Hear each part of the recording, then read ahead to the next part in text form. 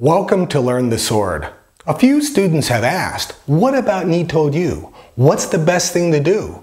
Because when you go to Nito-Ryu, you have to understand your right hand and your left hand, be ambidextrous with the general cut, and know which one is doing. As a general rule, our right hand is a little stronger with our arm, so we have a tendency to put the heavier sword in our right arm, then a lighter sword in our left, and vice versa if you're left-handed. As a general rule, you use the sword in conjunction with each other and not making it look like a scream-a-sticks. It's too fluid. Or Chinese swordsmanship, it's too fluid. This is very abrupt, but it gets from point A to B in the fastest possible way. What is the best thing to do with Nito-Ryu and Kihon? Well, you know what Kihon is, those 5 basic strikes. So let's get started that way to begin you on a good strong foundation of being able to wield 2 swords at once. A lot of times students ask me this question though, why don't I use 2 long swords together? Well, 2 long swords just doesn't work really well because not everybody is Arnold Schwarzenegger in those movies. A lot of people don't have the big left arm, so they have to go to a shorter sword. But then again, in nature, most crabs have a bigger right or left claw compared to the other, just because one's for long distance and one's for short. And in that way, you have more of a, what would we say, more of a defensive circle of influence around you without getting the tips caught up. And with a longer sword in my left hand, usually this area out, the monouchi out, usually gets caught up sometimes. So, with that thought, let's stand here, just stand at attention, have your both swords in your hand, and then lift up the sword to center stance with your right foot forward, like you always do with Kihon.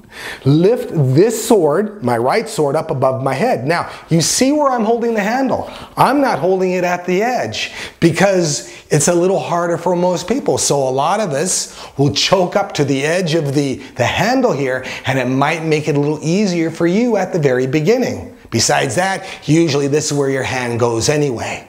As far as the left one is, I'm choking up on it too because I'm not trying to reach out as far. Remember, this is more a defensive game when you're sparring or you're fighting more than 2 or 3 people. This is a defensive one with lots of surprises. So remember, you're not casting out because the swords are too heavy for you, but you're keeping akimbo a little bit more and making sure that when they come into your circle of influence, you're like a Vegematic on steroids.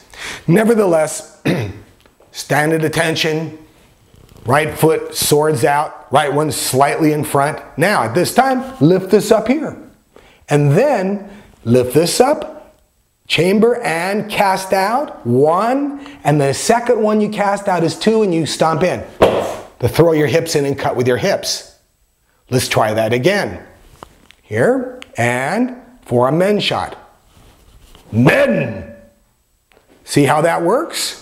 Let's try that again. And go back to a center stance, left hand. This is where your left hand starts having more importance. And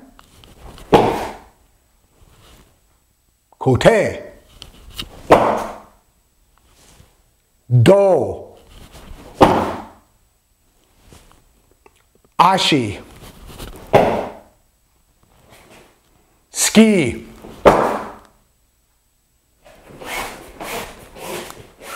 so, when we come over here to a side view, for example, the sword is out, my elbows, my arms are really tight in, because I want to make sure my triangle is tight. If my arms are floating out here, it's great now. Wait until you do it in your 50s or 60s when you don't have that muscle mass anymore and you'll pull something. So, at the very beginning, let's do it the way I was taught. My teachers who have been taught the traditional way over centuries because, hey, they didn't have ERs 200 years ago for torn up rotor cuffs and everything else. And that's what happens to a lot of people in this new era. They do something, they don't do it right, they overextend, and they pull something or tear something. And that's an awful lot of R&R. So, here we are here again, and see how I come up, and boom! See how that works in? So what I want you to do is start off on the men's, get this down. It's going to take a lot of practice, and none.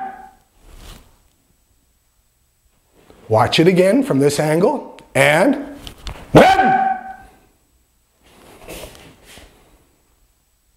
And come in, center stance, right foot forward, straight back. This is where you want the steadfast position. Because if I'm leaning forward and doing this, it's okay, but I'd rather stand back because there might be someone lurking behind you. So with Nito-Ryu, the nice thing about it is someone comes behind you, bang! So your back is covered. Remember, you don't have that third eye, and you must have a slight insurance policy. And basically you're cornered. So the people at front versus the people behind me a little bit sort of keeps them on edge. Because no matter what, if someone's pointing something sharp at you, you're going to stand a little farther away.